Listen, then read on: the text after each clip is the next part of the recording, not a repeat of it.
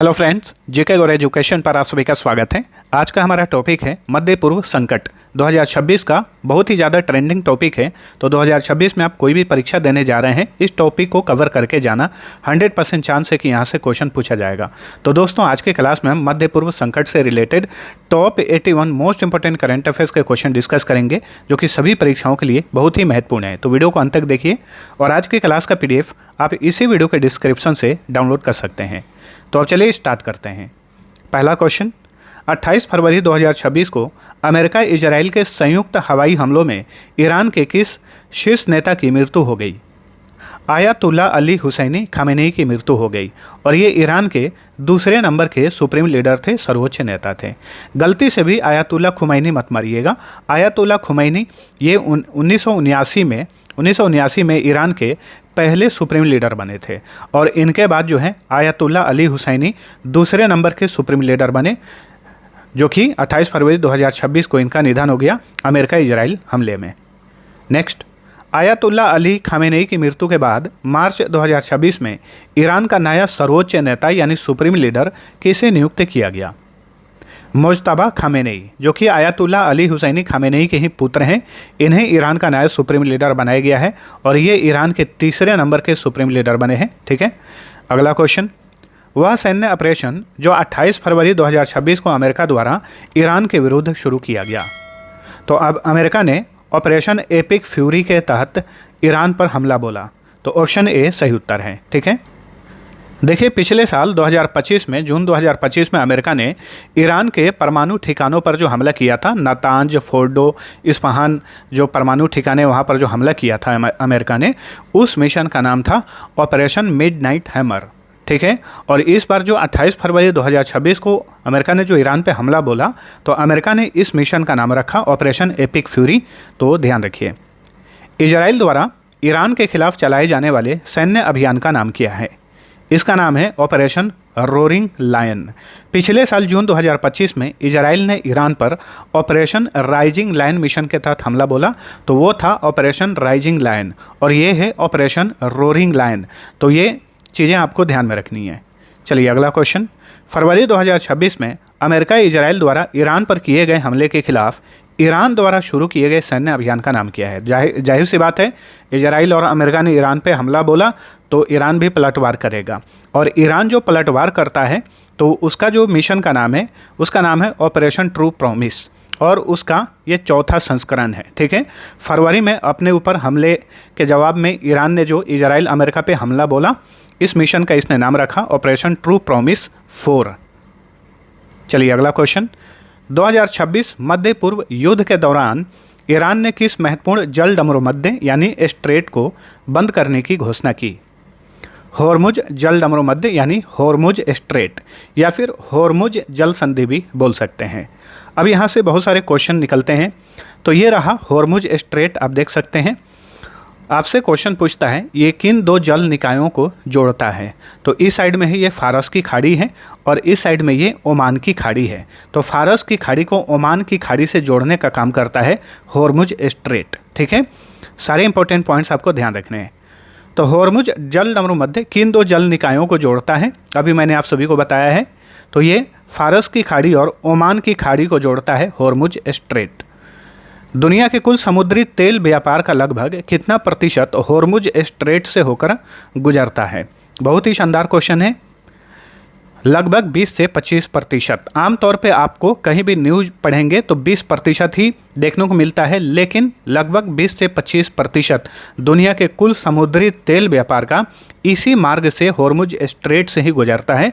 तो याद रखिएगा। अगला क्वेश्चन, 2026 में अमेरिका इजराइल के खिलाफ युद्ध में ईरान ने मुख्य और व्यापक रूप से किस ड्रोन का उपयोग किया? बहुत ही ज़्यादा चर्चा में रहा ये ड्रोन। इस ड्रोन का नाम है शाहेद 136। इस ड्रोन को कामिकाजी ड्रोन भी कहा जाता है, तो वो भी आपको ध्यान में रखना है। कामिकाजी कामिकाजी ड्रोन भी इसे कहा जाता है। इसका मतलब होता है आत्मघाती ड्रोन। ठीक है, इसमें कोई मिसाइल नहीं होता है कि ये लॉन्च करेगा, इसके अंदर ही विस्फोटक होता है और ये सीधा जाके टकरा जाता है, यानी आत्मघाती ड्रोन है ये, कामिकाजी ड्रोन इसे कहा जाता है। और ये है शाहेद 136। और ईरान ने ही इस ड्रोन को रूस को बेचा है और रूस ने उसका इस्तेमाल यूक्रेन के खिलाफ इसका इस्तेमाल किया था। तो रूस में इस ड्रोन को किस नाम से जाना जाता है? रूस में इसे गेरान 2 के नाम से जाना जाता है, गेरान 2। ठीक है, याद रखिए। ईरान भारत से सर्वाधिक मात्रा में किस वस्तु का आयात करता है? बहुत ही शानदार क्वेश्चन, बासमती चावल। ठीक है, ईरान भारत से सबसे अधिक बासमती चावल का आयात करता है। इजराइल की उस वायु रक्षा प्रणाली का नाम क्या है जो ड्रोन्स और मिसाइलों से इजराइल की रक्षा करते हैं? तो ये है एरो 3, आयरन डोम और डेविड्स स्लिंग।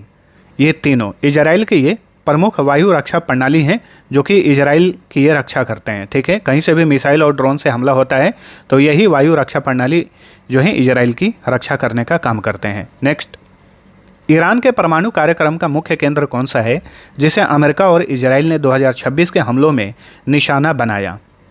नातांज और फोर्डो। एक और नाम इसमें जोड़ लीजिए, इस्फहान। ठीक है, ये तीनों जो जगह हैं, नातांज, फोर्डो और इस्फहान, ये ईरान के परमाणु कार्यक्रम के मुख्य केंद्र हैं और यहीं पर हमला किया है अमेरिका और इजराइल ने। तो ऑप्शन के अनुसार ऑप्शन बी इसका राइट आंसर होगा। नेक्स्ट, विश्व का सबसे बड़ा कच्चा तेल निर्यातक देश कौन है? तो सऊदी अरब है। विश्व का सबसे बड़ा कच्चा तेल निर्यातक देश कौन है? सऊदी अरब। अगर आपसे पूछे विश्व का सबसे बड़ा कच्चा तेल उत्पादक देश कौन है, तो संयुक्त राज्य अमेरिका है। उत्पादन में पूछे तो उत्पादन में पहले स्थान पे है संयुक्त राज्य अमेरिका। भंडार के बारे में पूछे कि विश्व का सबसे बड़ा कच्चा तेल का भंडार वाला देश कौन सा है, तो वेनेजुएला है। वेनेजुएला, याद रखिएगा, वेनेजुएला भंडार में ये पहले स्थान पर है। वहीं निर्यात के मामले में सऊदी अरब पहले स्थान पर है। 2025-26 के आंकड़ों के अनुसार कौन सा देश विश्व का सबसे बड़ा LNG यानी द्रवीकृत प्राकृतिक गैस निर्यातक देश है? तो ये है संयुक्त राज्य अमेरिका। ठीक है, लिक्विड नेचुरल गैस के निर्यात के मामले में संयुक्त राज्य अमेरिका जो है ये पहले स्थान पर है। भारत अपनी कुल LNG ज़रूरतों का, LNG यानी लिक्विड नेचुरल गैस, ध्यान रखिएगा, भारत अपने कुल LNG ज़रूरतों का लगभग 40 से 50% अथवा सबसे अधिक LNG आयात किस देश से करता है? कतर से। तो आपको ध्यान में रखना है, भारत सबसे अधिक LNG का आयात किस देश से करता है? कतर से करता है। और अपने ज़रूरतों का 40 से 50% जो है अकेले कतर से भारत आयात करता है LNG का। ठीक है, खर्ग द्वीप जो ईरान का मुख्य तेल भंडार और निर्यात टर्मिनल है, कहाँ पर स्थित है? और ये काफ़ी चर्चा में भी रहा था खर्ग द्वीप। ठीक है, क्योंकि इस पर हमला कर दिया था अमेरिका और इजराइल ने। ठीक है, ये फारस की खाड़ी में स्थित है खर्ग द्वीप और ईरान का ये तेल का भंडार का मुख्य स्थान है खर्ग द्वीप। यहीं पर ईरान का जो सबसे बड़ा मुख्य तेल भंडार है इसी द्वीप पर स्थित है और यहीं पर हमला बोल दिया था अमेरिका और इजराइल ने, जिसके कारण ये द्वीप काफ़ी चर्चा में रहा। तो ये यहाँ पर देखिए, ये फारस की खाड़ी में स्थित है, ईरान के नज़दीक में। सऊदी अरब की वह कौन सी सबसे बड़ी रिफाइनरी है जिस पर मार्च 2026 में ड्रोन हमला हुआ? तो ये है रस तनूरा रिफाइनरी। याद रखिएगा, ये किस देश में है? तो ये सऊदी अरब में स्थित है। तो मध्य पूर्व में जो जंग चल रहा है उसी जंग के दौरान इस रिफाइनरी पर, रस तनूरा रिफाइनरी पर ड्रोन हमला हुआ, लेकिन ये सिद्ध नहीं हो पाया कि ये ड्रोन हमला किसने किया। आरोप तो लगे ईरान ने किया, लेकिन ईरान ने साफ साफ इनकार कर दिया कि हमने नहीं किया। बाद में रिपोर्ट आई कि इजराइल ने जानबूझ के हमला किया था ताकि सऊदी अरब जो भी खाड़ी देश हैं वो ईरान के खिलाफ जो युद्ध में शामिल हो जाएं। तो इस तरीके से इजराइल धोखेबाजी और रणनीति उसका ऐसे ही रहता है। तो ये अभी भी क्लियर नहीं हो पाया कि इस रिफाइनरी पर किसने हमला किया, लेकिन हमला हुआ था। तो रस तनूरा रिफाइनरी सऊदी अरब में है। चलिए अगला क्वेश्चन, रस तनूरा रिफाइनरी का स्वामित्व किस कंपनी के पास में है? तो ये है आरामको, सऊदी आरामको के पास में है। ठीक है, संयुक्त अरब अमीरात यानी UAE की सबसे बड़ी तेल रिफाइनरी का नाम क्या है? इसका नाम है रुवैस रिफाइनरी। याद रखिएगा, रस तनूरा रिफाइनरी सऊदी अरब में है, वहीं रुवैस रिफाइनरी UAE में है। 2026 के युद्ध में अमेरिका ने ईरान के रडार सिस्टम को जाम करने के लिए किस इलेक्ट्रॉनिक वारफेयर विमान का उपयोग किया? इसका नाम है EA-18G ग्रोवलर। यही है वो विमान, ठीक है। इसका इस्तेमाल अमेरिका ने ईरान के रडार सिस्टम को जाम करने के लिए किया था। होर्मुज जल डमरू मध्य के विकल्प के रूप में सऊदी अरब किस पाइपलाइन का उपयोग कर रहा है? East west petrol line. आप देख सकते हैं ये सऊदी अरब है, इसका तेल का उत्पादन होता है। तो जहाज़ पर होर्मुज स्ट्रेट के पास में जो फारस की खाड़ी है, यहाँ पे जहाज़ में ये लाद कर यहाँ से भेजता है होर्मुज स्ट्रेट से होते हुए। लेकिन होर्मुज को बंद कर दिया है ईरान ने। तो अभी ये क्या कर रहा है, ये अपना तेल जो है इस पाइपलाइन के जरिए यहाँ पे रेड सी में ला रहा है और यहाँ से जहाज़ों को लाद कर यहाँ पे बाब अल मंडेब जो एक जल डमरू मध्य है वहाँ से होकर वो अपने जहाज़ को गुजार रहा है। तो यही क्वेश्चन पूछ रहा है कि होर्मुज जल डमरू मध्य के विकल्प के रूप में सऊदी अरब किस पाइपलाइन का उपयोग कर रहा है? तो ये है ईस्ट वेस्ट पेट्रोल लाइन। वर्तमान में ईरान के राष्ट्रपति कौन है? तो ईरान के राष्ट्रपति हैं मसूद पेजेश्कियान। लेकिन ईरान का जो सबसे पावरफुल नेता होता है वो होता है वहाँ का सुप्रीम लीडर। तो कौन है सुप्रीम लीडर? अभी मुज्तबा खामेनेई है। 2026 में मध्य पूर्व संकट के दौरान चर्चा में रहा ईरानी सैन्य संगठन IRGC का पूर्ण रूप क्या है? तो इसका पूर्ण रूप देखिए, इसे इस्लामिक रिवोल्यूशनरी गार्ड कोर्प्स भी कहा जाता है और इसे ईरान में इस्लामिक रिवोल्यूशनरी गार्ड कोर्प्स कहा जाता है। और ईरान के बाहर और ईरान के भीतर भी ईरान्स रिवोल्यूशनरी गार्ड कोर्प्स कहा जाता है, सॉरी। तो इन दोनों में कोई भी ऑप्शन दे आप सही कर देना, क्योंकि IRGC का पूर्ण रूप यानी फुल फॉर्म के रूप में इन दोनों वाक्यों का इस्तेमाल किया जाता है, इस्लामिक रिवोल्यूशनरी गार्ड कोर्प्स या ईरान्स रिवोल्यूशनरी गार्ड कोर्प्स, ठीक है। ईरान रिवोल्यूशनरी गार्ड कोर्प्स की स्थापना कब हुई थी? तो IRGC की स्थापना हुई थी 1979 में। ऑप्शन सी राइट आंसर है। देखिए, ईरान की जो सेना है, अपनी सेना है, वो अलग है और उससे ये IRGC अलग है। IRGC की स्थापना 1979 में किए थे उस समय के जो पहले सुप्रीम लीडर थे। कौन थे? आयतुल्ला खुमैनी। सेजिल किस देश द्वारा विकसित एक अत्यंत उन्नत मध्यम दूरी की बैलिस्टिक मिसाइल है? तो ईरान का है, ठीक है। ईरान का ये मिसाइल है, बैलिस्टिक मिसाइल है सेजिल। रास लफान नामक LNG प्लांट किस देश में स्थित है? तो ये कतर में है। रास लफान पर भी थोड़ा सा हमला देखने को मिला था। तो ये LNG प्लांट है रास लफान, कहाँ पर है? कतर में है। दुनिया का दूसरा सबसे बड़ा प्राकृतिक गैस भंडार साउथ पार्स क्षेत्र जिसे ईरान उपयोग करता है कहाँ पर स्थित है? अगर आप ये वाला मैप देखेंगे, ये वाला मैप को ध्यान से देखिए, ये ईरान है, ये फारस की खाड़ी है और फारस की खाड़ी में ही ये जो आप क्षेत्र देख रहे हैं ये गैस फील्ड है। गैस फील्ड में ये नॉर्थ पार्स है जो कि कतर के कब्जे में है और ये साउथ पार्स है। साउथ पार्स जो है ये ईरान का है। तो ये कहाँ पर है? फारस की खाड़ी में है। साउथ पार्स और नॉर्थ पार्स गैस फील्ड कहाँ पर है? फारस की खाड़ी में दोनों है। नॉर्थ पार्स पे कतर का कब्जा है और साउथ पार्स जो है ये ईरान उपयोग करता है। नेक्स्ट, एंटी बैलिस्टिक मिसाइल रक्षा प्रणाली थाड का पूर्ण रूप क्या है जिसे अमेरिका ने मध्य पूर्व में तैनात किया है? इसका फुल फॉर्म है terminal high altitude area defence और इसी को तहस नहस कर दिया है ईरान ने अपने हमले में, थाड को। मध्य पूर्व में जितने भी रडार सिस्टम तैनात किए थे अमेरिका ने लगभग सारे को ख़त्म कर दिया है ईरान ने, यानी पूरा आँख ख़त्म कर दिया है। इसलिए इन लोगों का एक डिफेंस मिसाइल जो है ख़त्म होने के कगार पर है, ऊपर से इनका रडार भी ख़त्म हो गया है लगभग। तो बहुत मुश्किल हो रहा है ईरान से लड़ने में, जिसके कारण जो है ट्रंप लगातार अपनी बातों को बदल रहे हैं। तो ये एक उनका टैक्टिक है जिसे रणनीति बोला जा सकता है। शेयर मार्केट को ध्यान में रखकर उनका बात जो है युद्ध से रिलेटेड कभी आगे कभी पीछे, ऊपर नीचे कुछ भी हो रहा है। तो याद रखिएगा, थाड का पूर्ण रूप है terminal high altitude area defence.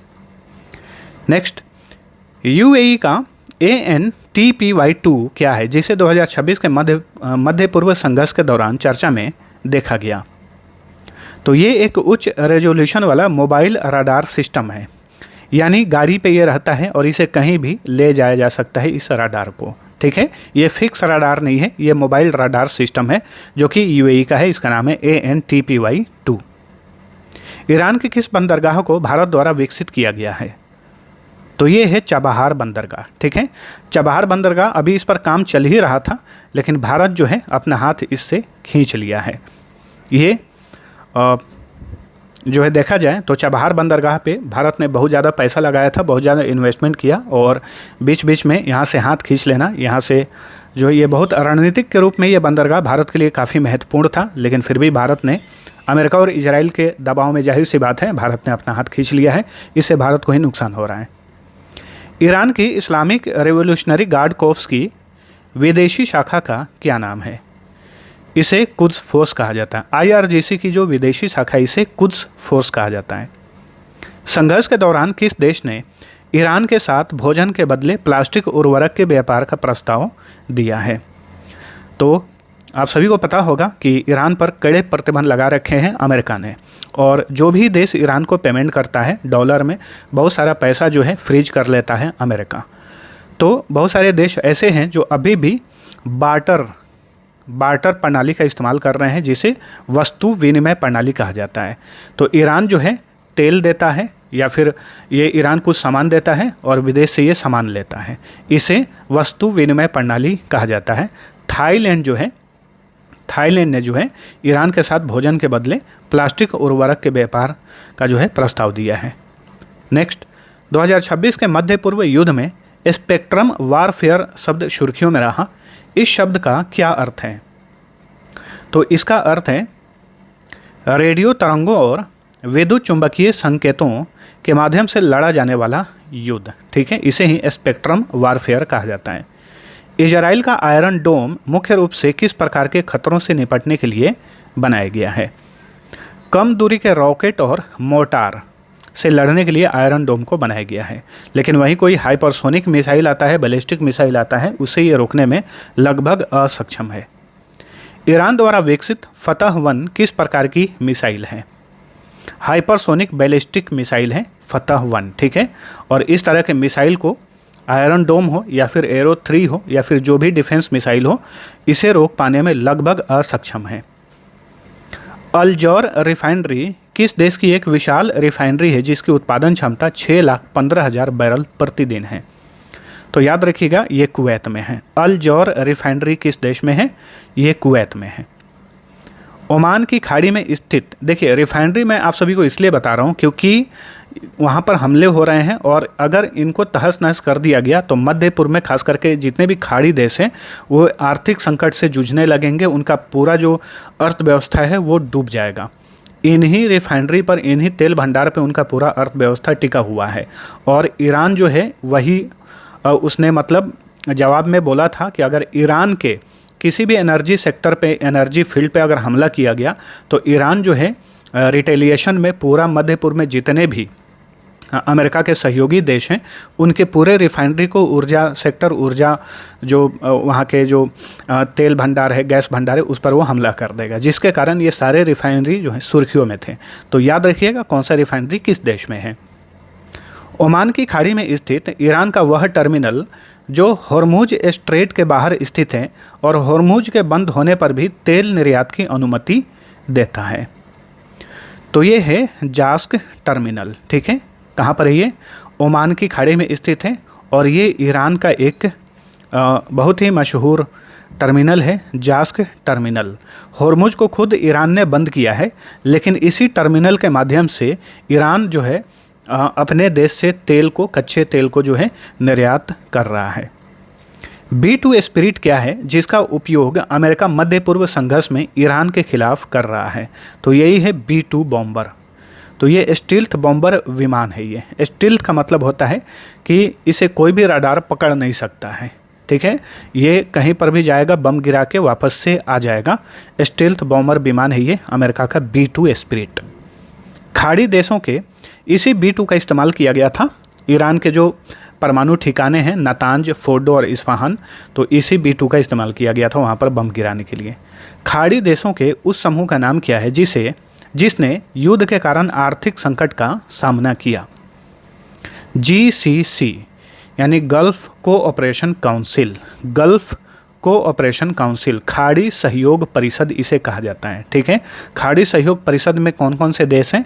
Saudi अरब है, कुवैत है, कतर है, बहरीन है, ओमान है, ठीक है, यूएई है, और एक और देश है इसमें जॉर्डन। ये सारे GCC देश हैं।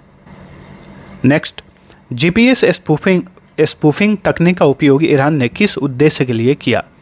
तो मध्य पूर्व संकट के दौरान ईरान ने GPS स्पूफिंग नामक तकनीक का उपयोग किया। किस लिए?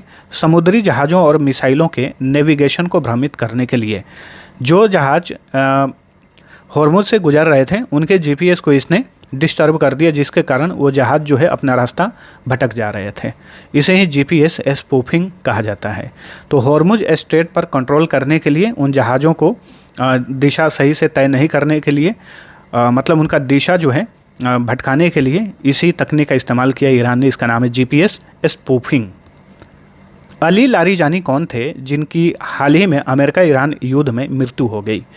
ऊपर जो आप इमेज देखे हैं यही अली लारीजानी, गलत जगह इमेज लग गया है, अली लारीजानी यही है। तो ये ईरान की सर्वोच्च राष्ट्रीय सुरक्षा परिषद के ये प्रमुख थे। तो अमेरिका इजराइल के हमले में ये मारे गए। सैयद अब्बास अरागची कौन है जिन्हें मध्य पूर्व संकट के दौरान काफ़ी सक्रिय देखा जा रहा है? तो सैयद अब्बास अरागची जो हैं ये ईरान के विदेश मंत्री हैं। ईरान के लगभग सारे प्रमुख नेता जो हैं इस युद्ध में मारे गए हैं, लेकिन अभी भी कुछ ऐसे प्रमुख नेता बचे हुए हैं जो कि कमान संभाल रहे हैं ईरान की तरफ से। तो सैयद अब्बास अरागची ईरान के विदेश मंत्री हैं।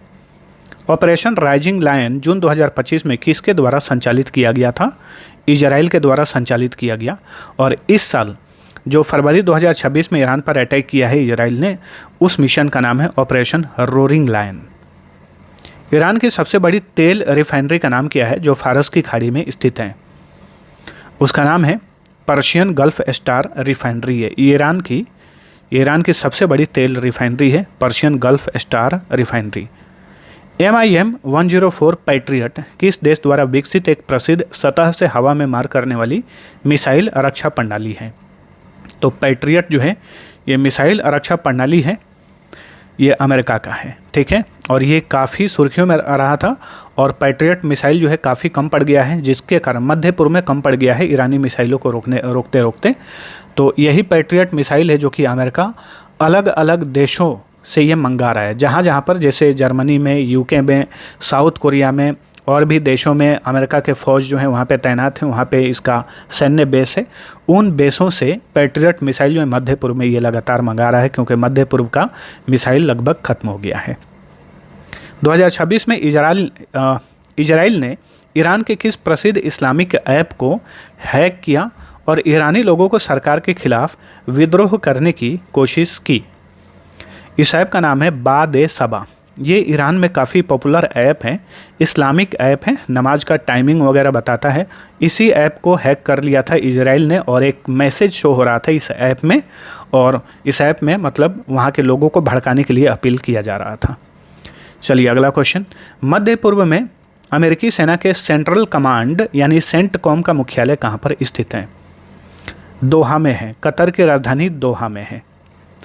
मध्य पूर्व में अमेरिकी सेना का अल धाफरा एयरबेस किस देश में स्थित है?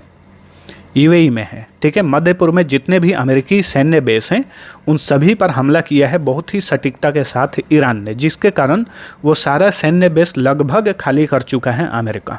तो याद रखिएगा कौन सा सैन्य बेस किस देश में है। अल धाफरा एयरबेस ये UAE में है। मध्य पूर्व में अमेरिकी सेना का अल उदैद एयरबेस किस देश में है? तो ये कतर में है। अमेरिकी एयरबेस अल उदैद एयरबेस कतर में है। अमेरिकी सेना का अली अल सालेम एयरबेस किस देश में स्थित है? तो ये कुवैत में है। ठीक है, कुवैत में है। अली अल सालेम एयरबेस कुवैत में है। अमेरिकी सेना का प्रिंस सुल्तान एयरबेस किस देश में स्थित है? सऊदी अरब में है। ठीक है, तो अमेरिकी सेना का ये प्रिंस सुल्तान एयरबेस सऊदी अरब में है। अमेरिकी सेना का मवाफक साल्टी एयरबेस किस देश में स्थित है? ये जॉर्डन में है। ठीक है, मवाफक साल्टी एयरबेस, ये अमेरिकी सेना का एयरबेस है, जॉर्डन में है। सुर्खियों में रहा अमेरिकी fighter jet F-35 lightning II की इस पीढ़ी का फाइटर जेट है। तो ये 5वीं पीढ़ी का फाइटर जेट है और ये भी स्टेल्थ फाइटर जेट है, यानी इसे भी कोई भी रडार पकड़ नहीं सकता है। लेकिन ईरान ने हाल ही में एक F-35 फाइटर जेट को मार गिराया युद्ध के दौरान, और युद्ध के दौरान F-35 फाइटर जेट को मार गिराने वाला विश्व का पहला देश बन गया है ईरान। लेकिन उसने रडार का इस्तेमाल नहीं किया, उसने एक अलग ही तरह का टेक्नोलॉजी इस्तेमाल करके इस F-35 को मार गिराया। बाब अल मंडेब जल डमरू मध्य किन क्षेत्रों को जोड़ता है? तो देखिए, अभी हमने पढ़ा है हॉर्मुज स्ट्रेट के बारे में। तो हॉर्मुज स्ट्रेट यहाँ पर है, जो कि फारस की खाड़ी को ओमान की खाड़ी से जोड़ता है, और ठीक इसके यहाँ पर बाब अल मंदेब या बाब अल मंडेब स्ट्रेट है। ये जोड़ता है लाल सागर को अदन की खाड़ी से। लाल सागर को अदन की खाड़ी से जोड़ने का काम करता है बाब अल मंडेब। और हाल ही में देखिए, यमन ये जो देश है, यहाँ पर एक प्रॉक्सी समूह है ईरान का, जिसे हूती कहा जाता है। हूती ने धमकी दिया है कि ईरान पर और ज़्यादा हमला हुआ तो बाब अल मंडेब को भी ये लोग डिस्टर्ब करेंगे, जिसके कारण जो है लगभग विश्व का व्यापार, समुद्री व्यापार जो होता है वो लगभग ठप हो जाएगा। केवल हॉर्मुज से इतना डिस्टर्ब हुआ है, तो सोचो कि अगर बाब अल मंडेब अगर डिस्टर्ब हो गया तो कितना प्रॉब्लम्स होगा। तो लाल सागर और अदन की खाड़ी को जोड़ता है बाब अल मंडेब। यमन में स्थित उस सैन्य समूह का नाम क्या है जिसे ईरान का समर्थन प्राप्त है? तो ये हूती है, हूती विद्रोही इसे कहा जाता है। मार्च 2026 में किस देश ने वैश्विक तेल कीमतों को नियंत्रित करने के लिए आपातकालीन तेल भंडार से 400 मिलियन बैरल तेल छोड़ने का निर्णय लिया? अमेरिका ने। ठीक है, अमेरिका ही की गलती थी कि इसने ईरान पे सबसे पहले अटैक कर दिया बिना किसी रीजन के, और जिसके कारण हॉर्मुज को बंद कर दिया। बहुत सारे देशों में तेल का संकट पैदा हो गया, तो तेल का प्राइस जो है ऊपर भागने लगा। उसी तेल की प्राइस को कंट्रोल करने के लिए इसे मजबूरी में अमेरिका में जो आपातकालीन तेल भंडार है उसे लगभग 400 मिलियन बैरल तेल जो है रिलीज करना पड़ा। ईरान का दक्षिण पार्स क्षेत्र किस संसाधन के लिए प्रसिद्ध है? तो ये प्राकृतिक गैस यानी LNG के लिए प्रसिद्ध है। दक्षिण साउथ पास गैस फील्ड इसे कहा जाता है। ये ईरान के कंट्रोल में है। नॉर्थ पास गैस फील्ड ये कतर के कंट्रोल में है। मध्य पूर्व युद्ध के कारण किसकी मुद्रा और अर्थव्यवस्था को ग्रेटेस्ट चैलेंज इन हिस्ट्री कहा गया? तो जो GCC देश हैं, गल्फ कोऑपरेशन काउंसिल के जो देश हैं, इनकी मुद्रा और अर्थव्यवस्था को 2026 में ग्रेटेस्ट चैलेंज इन हिस्ट्री कहा गया, क्योंकि इनका पूरा अर्थव्यवस्था तेल और गैस पे टिका हुआ है। ईरान इन्हीं के तेल और गैस पे लगातार हमला बोल रहा है, ठीक है, जिसके कारण इनकी अर्थव्यवस्था काफ़ी नीचे की तरफ जा रही है लगातार। इसीलिए ग्रेटेस्ट चैलेंज इन हिस्ट्री कहा गया है इनकी अर्थव्यवस्था को, GCC देश। और अभी मैंने आप सभी को बताया है GCC में कौन कौन से देश हैं। जनवरी 2026 में ईरान में हिंसक प्रदर्शनों के बीच भारतीयों को वहाँ से निकालने के लिए भारत सरकार ने कौन सा मिशन चलाया? ऑपरेशन स्वदेश। ठीक है, ऑपरेशन स्वदेश। 2026 में मध्य पूर्व संघर्ष के बीच भारतीय कमर्शियल जहाज़ों की सुरक्षा के लिए भारतीय नौसेना ने कौन सा मिशन चलाया? ऑपरेशन संकल्प। ठीक है, समुद्री डाकुओं से भारतीय जहाज़ों को बचाने के लिए, इसके अलावा संघर्ष के बीच में जहाज़ों को मिसाइल से या फिर ड्रोन हमले से बचाने के लिए भारतीय नौसेना ने जो मिशन चलाया उसका नाम था ऑपरेशन संकल्प। भारत और ईरान के बीच वित्त वर्ष 2024-25 में कुल द्विपक्षीय व्यापार कितने अरब डॉलर का था? लगभग 1.68 अरब डॉलर, 1 बिलियन 680 मिलियन डॉलर का व्यापार रहा, जो कि काफ़ी कम है। पहले भारत और ईरान के बीच में बहुत ही ज़्यादा व्यापार होता था, और ये व्यापार अब जो है लगभग नगण्य हो गया है, लगभग ना के बराबर हो गया है अमेरिकी प्रतिबंध के कारण। ठीक है, और भारत जो है अमेरिका और इजराइल की तरफ झुकाव भारत का ज़्यादा है, इसलिए भारत ने ईरान से व्यापार करना लगभग बंद कर दिया है। भारत और खाड़ी सहयोग परिषद के बीच वित्त वर्ष 2024-25 में द्विपक्षीय व्यापार कितने अरब डॉलर का था? लगभग 178.56 अरब डॉलर यानी बिलियन डॉलर। $78.5 बिलियन का द्विपक्षीय व्यापार था खाड़ी सहयोग परिषद से और भारत के साथ में। ठीक है, तो खाड़ी सहयोग परिषद में कौन कौन से देश हैं, एक बार फिर से रिपीट कर दे रहा हूँ। सऊदी अरब, संयुक्त अरब अमीरात, Oman, Qatar, Kuwait, Bahrain, Jordan. ठीक है, युद्ध के दौरान F-35 स्टेल्थ फाइटर जेट को मार गिराने वाला विश्व का पहला देश कौन बन गया है, तो ये ईरान है। बसीज किस देश की आंतरिक सेना है, ईरान की। ठीक है, ईरान का ये अर्धसैनिक बल है बसीज। जैसे भारत में SSB है, CRPF है, CISF है, उसी तरीके से ईरान में बसीज नामक एक आंतरिक सेना है जो ईरान के अंदर जो विद्रोह हुआ था उस विद्रोह को दबाने में, उस विद्रोह को कंट्रोल करने में बसीज सेना का काफ़ी योगदान रहा। मध्य पूर्व संघर्ष में सुर्खियों में रहा MQ-9 रीपर क्या है। MQ-9 रीपर ये एक अमेरिका का मानव रहित लड़ाकू ड्रोन है। ईरान का एकमात्र परिचालन परमाणु ऊर्जा संयंत्र किस शहर में है, बुशहर में है। ठीक है, ईरान में एक परमाणु से संचालित ऊर्जा संयंत्र भी है और ये एक ही है ईरान में इस तरह का परमाणु ऊर्जा संयंत्र, और ये बुशहर में है।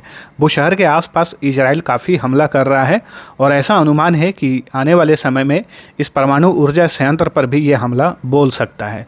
तो इसी को देखते हुए ईरान ने भी धमकी दिया है। ईरान ने भी बोला है कि अगर इजराइल हमारे परमाणु ऊर्जा संयंत्र पर हमला बोलेगा तो इजराइल का जो इजराइल में डिमोना नामक जो स्थान है वहाँ पर इजराइल का पूरा परमाणु केंद्र है, उस पर हमला बोल देगा ईरान। ठीक है, लाल सागर तट पर स्थित यानबू बंदरगाह जो होर्मुज स्ट्रेट का एक महत्वपूर्ण विकल्प है किस देश में स्थित है, तो ये यानबू बंदरगाह सऊदी अरब में है। नेगेव रेगिस्तान किस देश में है जहाँ महत्वपूर्ण सैन्य ठिकाने हैं, इजराइल में है। नेगेव रेगिस्तान इजराइल में है। मिसाइल की दुनिया में ICBM का पूर्ण रूप क्या है, इंटरकंटिनेंटल बैलिस्टिक मिसाइल। ठीक है, इस मिसाइल की मारक क्षमता 5000 किलोमीटर से अधिक होती है। ठीक है, और इसे ही इंटरकंटिनेंटल बैलिस्टिक मिसाइल कहा जाता है।